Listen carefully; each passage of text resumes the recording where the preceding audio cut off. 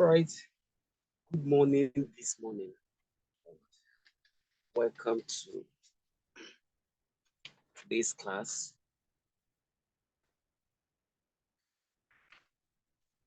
On Monday, during one of our classes, we discussed something important, something very interesting as part of the curriculum or part of the topics we are treating under English for the forthcoming exam. And remember, as usual, I normally tell you that the only thing that will assist you to do very well in this exam is when you practice all I teach you. It's not a question of just coming to class and then you listen to me, you go home and do nothing about it. As I said before, sounds in English is one of those difficult aspects of language studies. All right? I told you it's technical, and we've treated a lot of technicalities involving oral English. And I told you that everything I talk about in class, when you get back, I've recommended some books to you, which you have to assemble together and then read up. Each of the topics we treat in class is found in any of those books I mentioned. Get hold of them,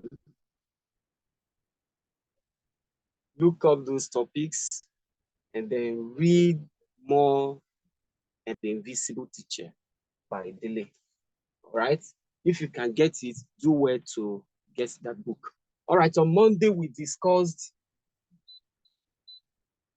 sound segmentations, how sounds are segmented in English. And what I normally tell you, I'll repeat it today. Words are not pronounced the way they are spelled in English. There is no letter to sound correspondence in English. So if you have a word as tiny as this word you make use of every day. You see that I keep using this as an example, but I have given you a lot of words in English in our previous classes whose pronunciation is quite different from the way they are spelled. I do this because some of the questions you're going to be asked in the exam will involve transcription, symbols that will be used to represent the word. So if you mispronounce the word, of course, you're going to get the option wrong. Because in your mind, what you've been pronouncing is what you think the sound you hear is in consonance with the word, with the spelling you see, but that's not the case. On the norms, you say, come. My friend is coming. They will stress it over and again that the vowel here makes it sound not to be come, but come. I'm going to come see you. You speak like a Ghanaian, right? Because they are the ones that actually understand and pronounce. Remember, British English, American English, Nigerian English, Australian, Indian English, Chinese English, all right? And all of those varieties of English as people speak, okay? ESL, English as a second language. As people speak English as their second language, there's bound to be different varieties in pronunciation of words. But for the sake of this exam, as I said, JAM is not trying to make an English persons out of Nigerian speakers of English. No. For the sake of the exam, you will learn everything that should be learned in terms of pronunciation, in terms of determining and identifying sounds the way they are after in this JAM, right? English in particular, if you score 80, that's not a crime, okay? And then you're scoring 360 and so on. But after all of that, and you feel, okay, I'm through with the exam, so bye-bye to English, then bye-bye.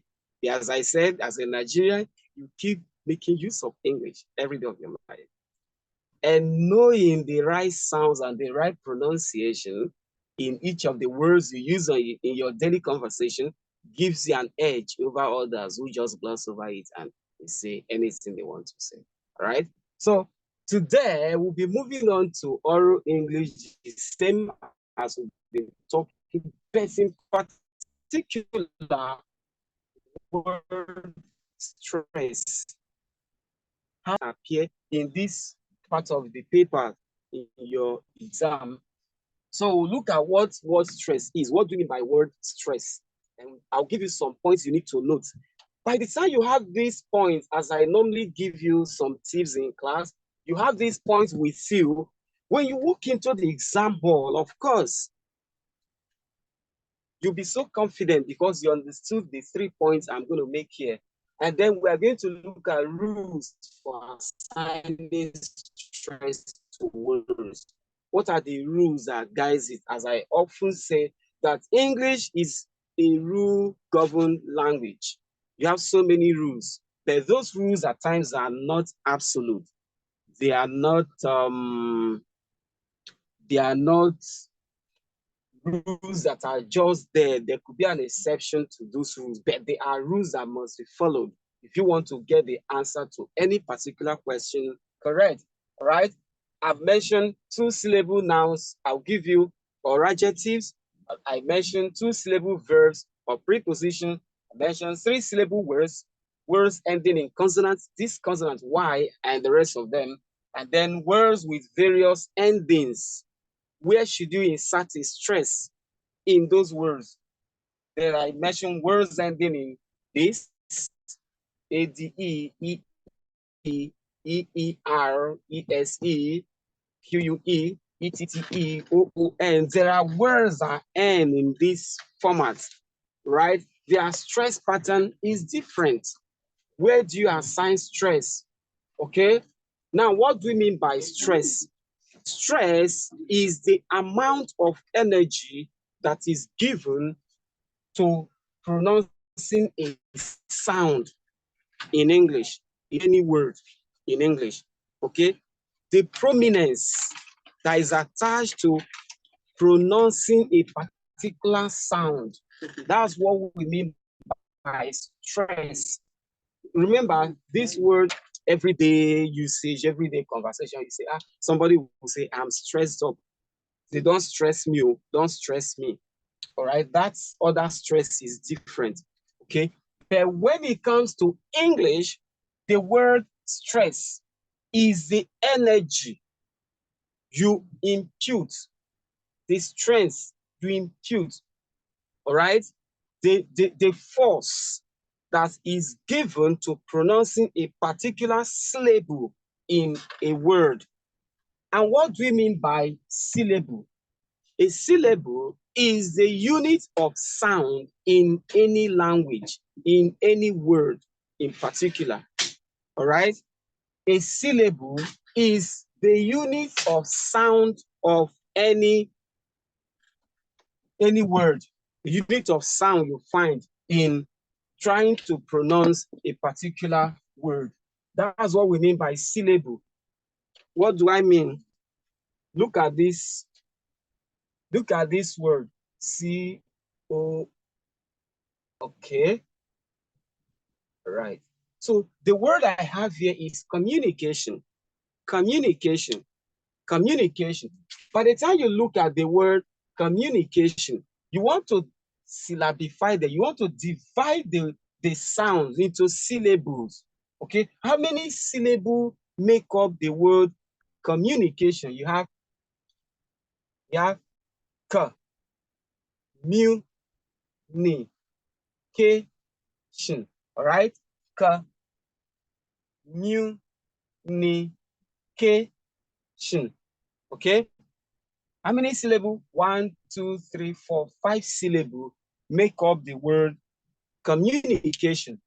Now, that is for syllable, unit of sound. So this k is a unit in the word, in the sound communication. Then m, m, m, m, m, m, m. and then ni, k, and then shin. These are all units of sounds. So we refer to these as syllables. All right, so they are syllables. Now, what is a stress? The stress now is the force attached to pronouncing each of these syllables, each of these units of sound. The force that you impose, you introduce, you apply to pronounce each of these sounds. We refer to it as stress.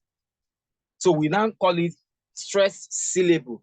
Is this stressed syllable? Is this a stressed syllable? Is ni stressed syllable? Is ka stress or k stress syllable? Is shin stressed syllable? So we take note of that in English. So that is basically what we are talking about. So we say that word stress is the amount, the force applied to pronouncing a particular syllable in a word. That is called word stress. Okay? The amount of sound, the amount of energy applied, the force of energy applied in pronouncing a particular syllable in a word. That's stress. Now, what are the points you have to note? Very quickly, a word can only have one stress. A word can only have one stress. In English, a word can only have how many stress? One stress. A word cannot have two stress. Example is the word we've written here on the board. It can only have one stress. We can either stress it from here, stress it from here, stress it here, stress it here. Now, how do we stress words? We stress words in two ways. Number one, by capitalizing the stressed sound. Number two, by using what is called a superscript. Okay, the superscript this way. This is what I mean by superscript. Right? Let me use an example word here. Look at this word. Look at this word. Democracy. Okay, let me use politics. All right, politics. This is the word politics. I can either write the sound, the syllable I want to stress in politics could be this. Let's assume I want to stress pa. I will have it this way. Okay. Politics. So you can see PO is stressed. Capital letter, capital letter. That's the meaning of capitalization. And then if I don't want to capitalize, I want to use superscript. I'm going to insert the superscript here. I will use a stroke to indicate that this word, the stress is on pa. All right. If the stress was to be on ticks, I'm going to put a stroke here. So I have ticks. All right. If the stress was to be on li, okay, I will insert the stroke here. If I don't want to use a stroke, I'm teaching you this so that when you go to your dictionary don't capitalize. All right, most dictionaries, you won't see capitalization, but you're going to find this. This is where the stress is. Whenever you see this on a syllable, on a word, politics is a word. Now, li is a syllable. We have politics. Politics, that's three syllables. It's a three-syllable word. Now, whenever you see this stroke, it's telling you that the stress is on li and not po. All right. Then in your exam, the stroke will not be used. Is capitalization that is going to be used in the JAM questions you're going to answer. So take note of that. All right. So we said that a word can only have one stress. In every long word, you can have a secondary stress, but it's always much smaller stress. A word can only have one stress. You can't stress one word. Example, politics. You stress a po and then you stress a ticks. No. It can only take one stress. So take note of that. Number one, a word can only have one stress. Number two, only vowels are stressed, not consonants. Only vowels are, okay? Only vowels. We mentioned last time, the A, E, I, U, and the rest of them, all right? All right? All right? All right? Only vowels are stressed. Consonants are not usually stressed in English. So take note of that. Number three is that there are many exceptions to the rules. Rule number one says that a word can only have one stress. Rule number two says that only vowels are stressed, not consonants. Then rule number three says that there are many exceptions to the rules. I'm sure you're going to have my lecture notes be sent to you. You're going to see details of everything we are discussing in this class. And I need you to take your time whenever you get this material. Sit down, calm down yourself, study them, go through the examples one after the other. Have your dictionary. I've mentioned dictionary from the first day we started talking English. I mentioned dictionary to you. Say, embrace your dictionary. Either the mobile phone dictionary or you have a hard copy dictionary. Put it by your side. Forget about laziness. Open them, look up these words, see the way they are transcribed and how they are pronounced. You can as well ask your mobile phone dictionary to pronounce these words or sounds for you, and you get them right. We are moving on to rules for assigning stress. What are the rules that guide the assigning of stress in English? Number one, we said that two-syllable nouns or adjectives receive their stress. When a word is a noun or an adjective, you stress it on the first syllable, okay? Whenever you see a word and you find out that this word is a noun, all right, or an adjective, and they have two syllables, don't forget we've mentioned what a syllable is.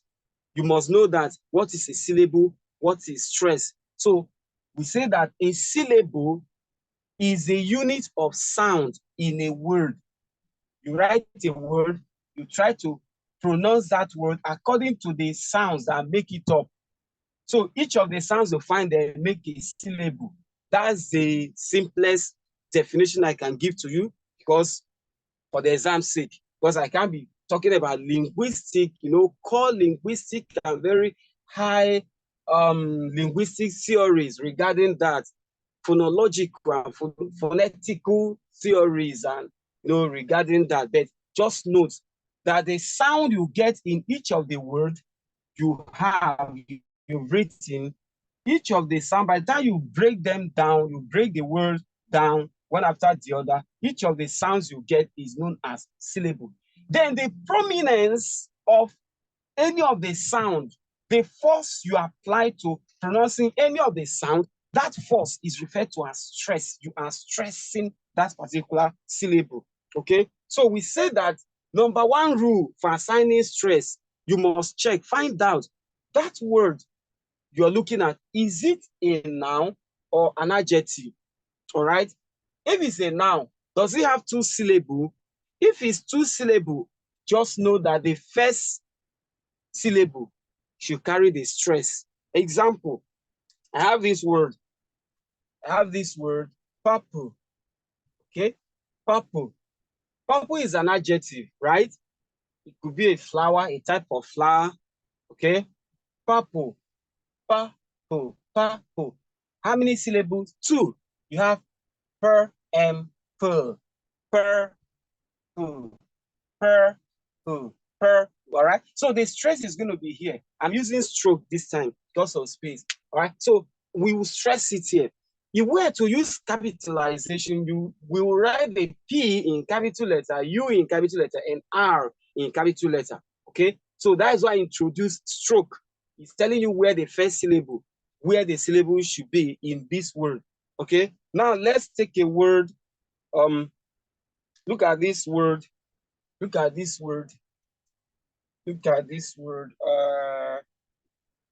curtain. All right? Carton, or what you say, carton. Carton. Carton is a noun. Because it's a noun, and our rule says that if we have a word that is a noun, we should stress the first syllable. So we're going to stress it here. Okay? So if we capitalize it, this is what you're going to have.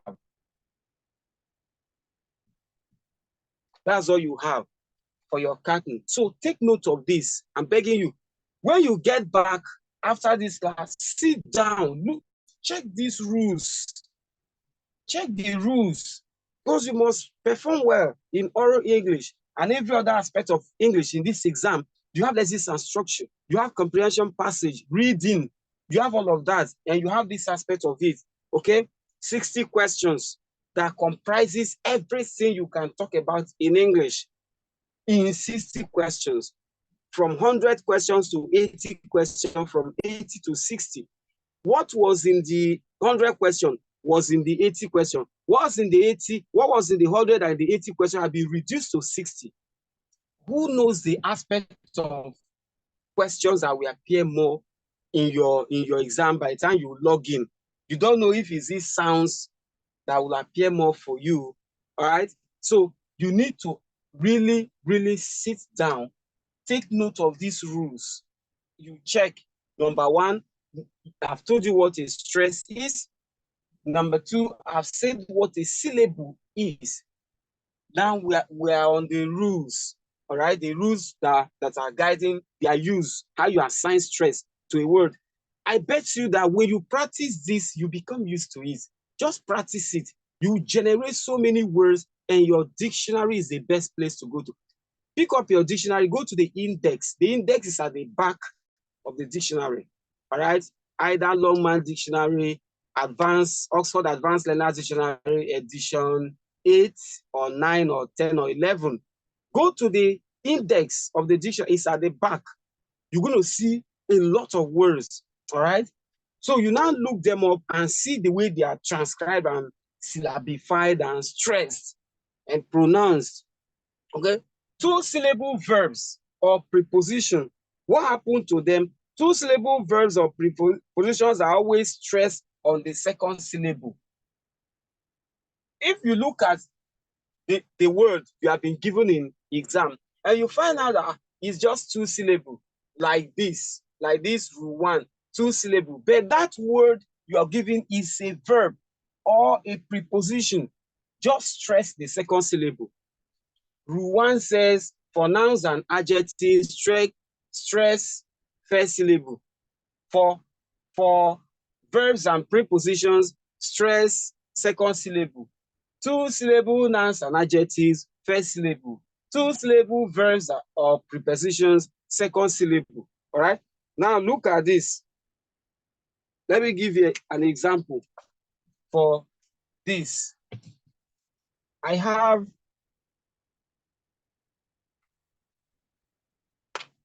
this word. I have this word here. Decide. Okay? Decide. Decide is a verb. All right? So where do I stress it? I'll put my stress here, because the rule says that when I have two-syllable verbs, I should stress the second syllable. So I will put my stress here. If I was to write it in capital letter, the C will be capital I, capital D, capital E, capital. I'm using the superscript to indicate where the stress pattern, where the stress falls. The sound, the syllable that carries the stress is this sides, not the. Is that okay? Look at another example.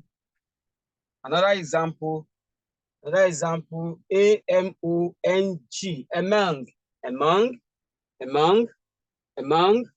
among here is a preposition.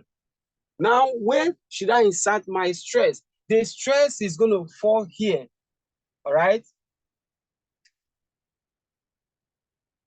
Okay? Mung is taking the stress among, two syllable. All right. So these things are actually very easy if you calm down and you follow everything as it goes for better understanding. Okay. Now, there are many two-syllable words in English that can be pronounced in two different ways. Remember we said that the rules are not absolute. Okay. There are many words in English that has two syllables, but those words are pronounced in different ways.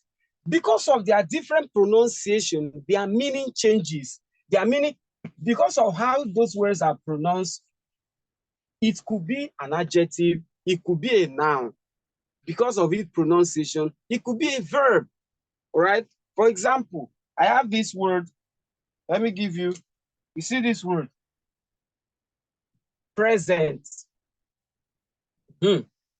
Present.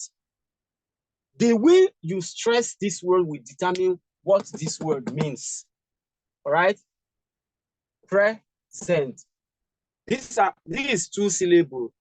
It's two syllable. Present. I could pronounce it as present. Present. Present. Present. Present. You see, the way I pronounce them, the prominence, the force I attach in pronouncing each of the syllable will determine whether this is a noun or a verb. Present, present, contact, contact. You see, convict, convict. You see now? Are you hear that? So now look at this. If I pull this, let's stress this here. All right. Let's stress this.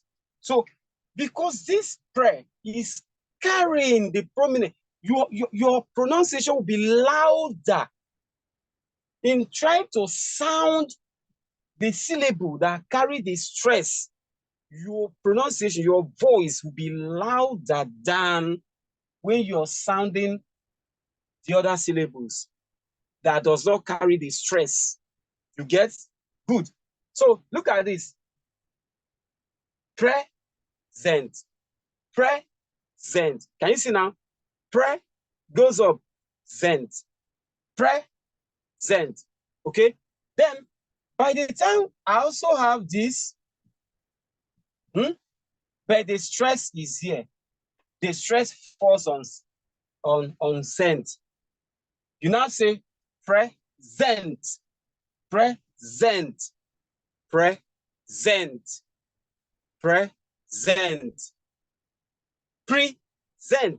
present, present. Can you see? Present, present, present, present. So those are the things you should consider. These are words in English that are pronounced differently. And because of the different pronunciation, the syllables, the stress fall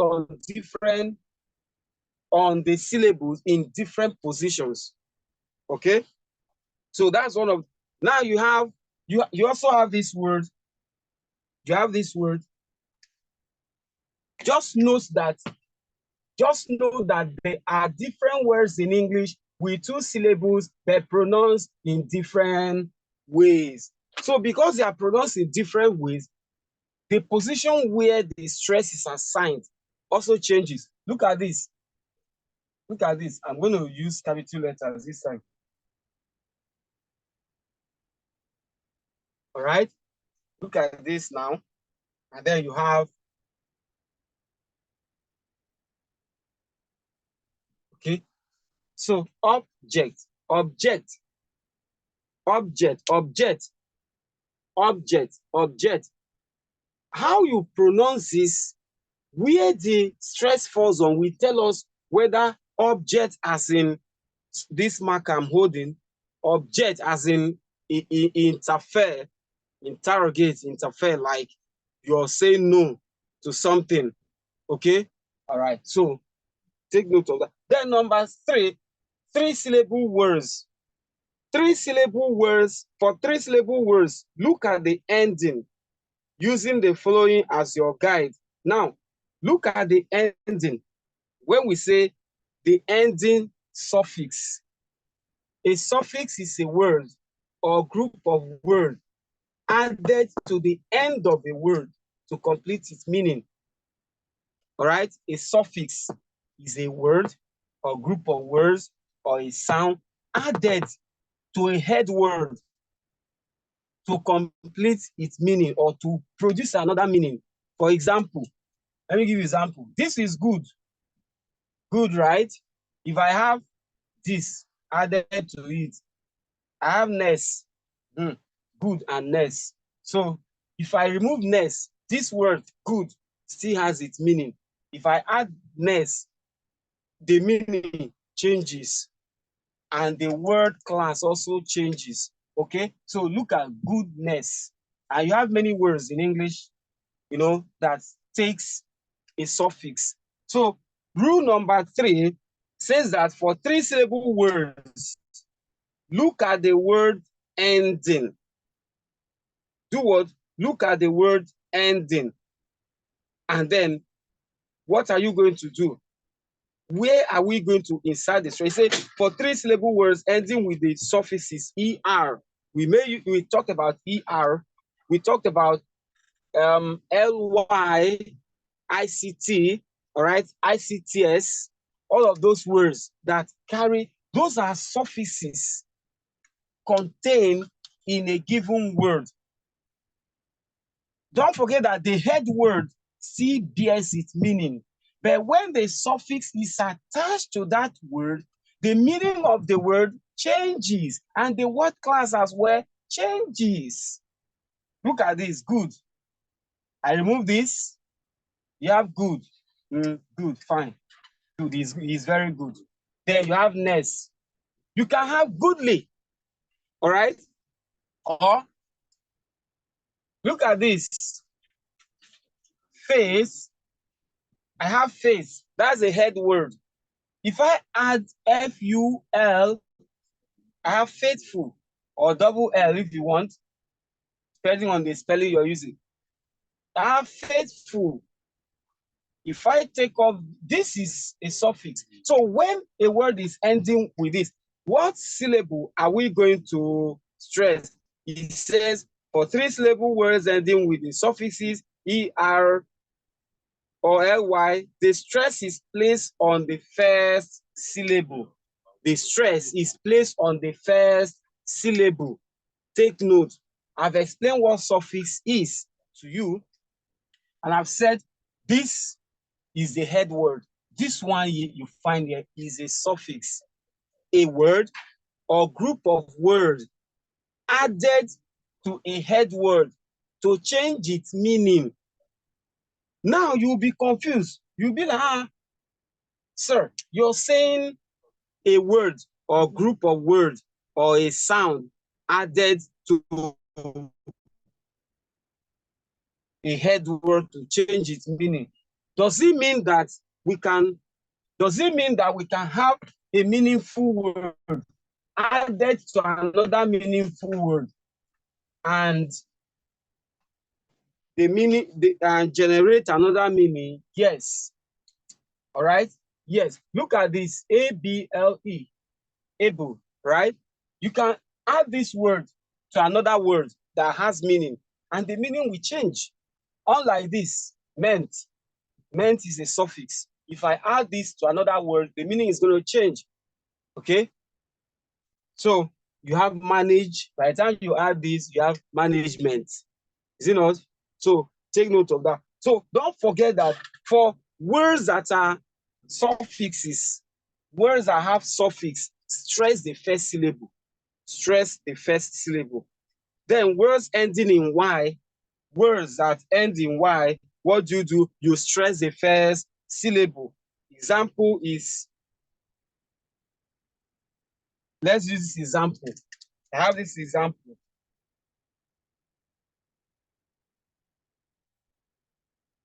RARITY. Okay, rarity, rarity, rarity. So we are stressing the first syllable, which is this. Okay, so your stress will come here. Don't forget that I said in the exam questions you're going to see, take a look at JAMB past question papers of all the JAMB past question papers, all right? Since 1978 till date, till last year, 2020, 2023. JAMB is not going to use superscript. No, the questions come in capital letters. They are all capitalized. So take note of that. They are all capitalized. So where you find the capital letters, that is a stressed word. But do me the favor of following these rules. Follow the rules because they are going to help you. Now, words ending in words with various endings. There are words with various endings. The stress is going to be on the syllable right before the suffix. This applies to two words of a syllable length. All right. There are so many words that end. Remember, we talked about words ending in 3 syllables, and we talked about words ending in suffixes. Okay. Words. Okay. Look at this example I wrote on the board. Word ending in Y. This is a typical question you will find in exam. Typical question that will be used as an example. Look at democracy. Democracy.